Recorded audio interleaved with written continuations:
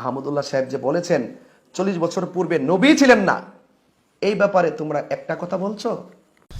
40 বছর পর্যন্ত উনি নিজে তো নবী ছিলেন না, উনি নবী হয়েছেন তারপরে। 40 বছর পর্যন্ত নবী হওয়ার আগে তার ধর্ম কি ছিল? উত্তর হলো যে আম্মা জান আয়েশা রাদিয়াল্লাহু তাআলা আনহা বর্ণিত হাদিস, যেটি বুখারীতে আসছে, মুসলিমে আসছে, তিনি বলেছেন লু বিগারি হিরা ইয়াতাহান্নাফ ফি।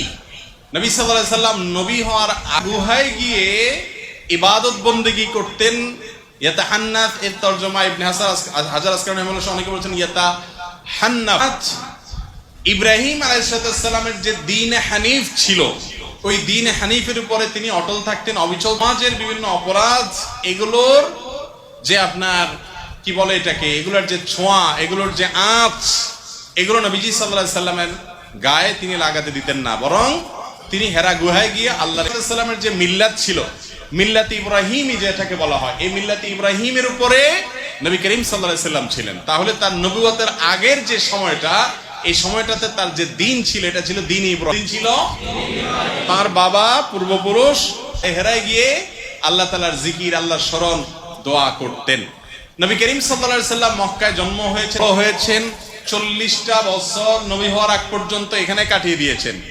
আল্লাহ রাব্বুল আলামিনের নবী হওয়ার একটা প্রসর, একটা সমাজে একটা অন্যায় এবং শিরকের সমুদ্রের মধ্যে ছিলেন, কিন্তু শিরকের এক ফোঁটা পানি, কাদা, ময়লা, নোংরা কোনো কিছু, এটা সম্ভব শুধুমাত্র তার বেলাতে, যাকে রক্ষা করেছেন স্বয়ং আল্লাহ। তার নবী মুহাম্মদ সাল্লাল্লাহু আলাইহি সাল্লাম মক্কায় সবাই যখন মূর্তি পূজা করে, সবাই যখন শিরক করে, সবাই যখন শিরকে, সেই নবী সম্পর্কে তার অজ্ঞতা আর জেহালতপূর্ণ বক্তব্য দেখে আমরা নিয়মিতভাবে হতাশ হই। এই জন্য আমি বারবার বলেছি, শুরুতেও নবী, যিনি সব নবীদের পরে দুনিয়াতে এসেছেন, তিনি নবী হয়ে এসেছেন, যার পরে আর কোনো নবী আসবে না।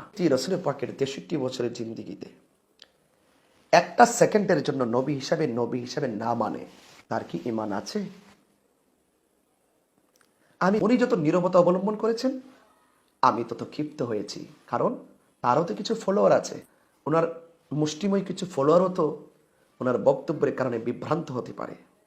ব্যাপারে ক্লিয়ার বক্তব্য না দিবে ততক্ষণ আমি বিরোধিতা করে যাব।